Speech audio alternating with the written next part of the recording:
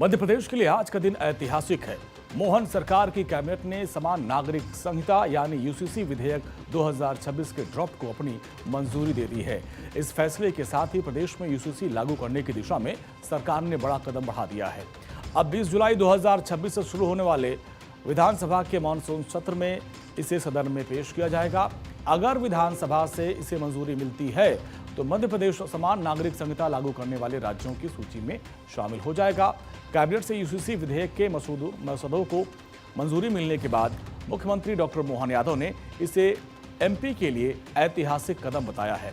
उन्होंने इस फैसले पर पूरी मंत्रिपरिषद को बधाई दी और कहा कि समानता हमेशा से भारतीय संस्कृति, संविधान की भावना और हमारे मूल्यों का अहम आधार रहा है।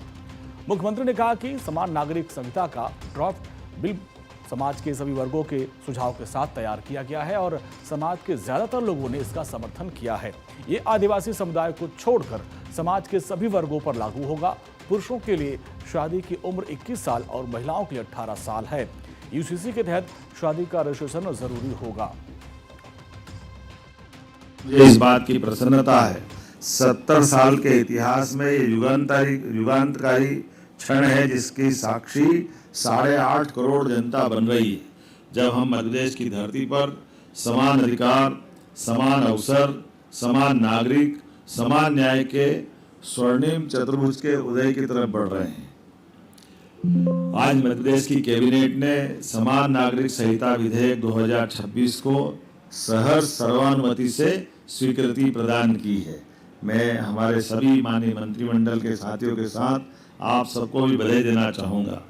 इस विधेयक को 20 जुलाई 2026 से प्रारंभ हो रहे विधानसभा के सत्र में रखने के लिए हमारी कैबिनेट की अनिवार्यता की बाधा या उसकी मदद से हमने इस दिशा में आगे कदम बढ़ाया है।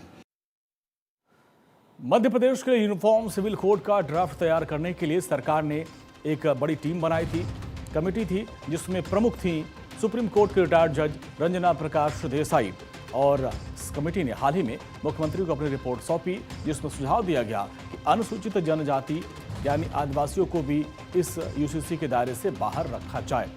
अब क्या है यूसीसी कोड, आपको बताते हैं। दरअसल समान नागरिक संहिता का सीधा सा अर्थ है कि देश के भीतर रहने वाले हर नागरिक के लिए एक जैसा सिविल कानून होना और वर्तमान में अलग अलग धर्मों के लोग अपने पर्सनल लॉ के हिसाब से शादी, तलाक और संपत्ति का बंटवारा करते हैं। लेकिन यूसीसी लागू हो जाने के बाद जाति, धर्म या लिंग के आधार पर मिलने वाले अलग अलग विशेषाधिकार या नियम खत्म हो जाएंगे। समान नागरिक संहिता का मसौदा तैयार करने के लिए बनाई गई हाई लेवल कमेटी को शादी, तलाक, गुजारा भत्ता, संपत्ति में विरासत, गोद लेने और लिव इन रिलेशनशिप जैसे तमाम पारिवारिक मामलों से जुड़े मसौदा, कानून और व्यवस्थाओं का अध्ययन करने की जिम्मेदारी दी गई थी। व्यापक अध्ययन और विभिन्न पक्षों से बातचीत करने उनसे मिले सुझाव के आधार पर कमेटी ने एमपी के सामाजिक, सांस्कृतिक और आर्थिक परिस्थितियों को ध्यान में रखते हुए यूसीसी का ड्राफ्ट तैयार किया है।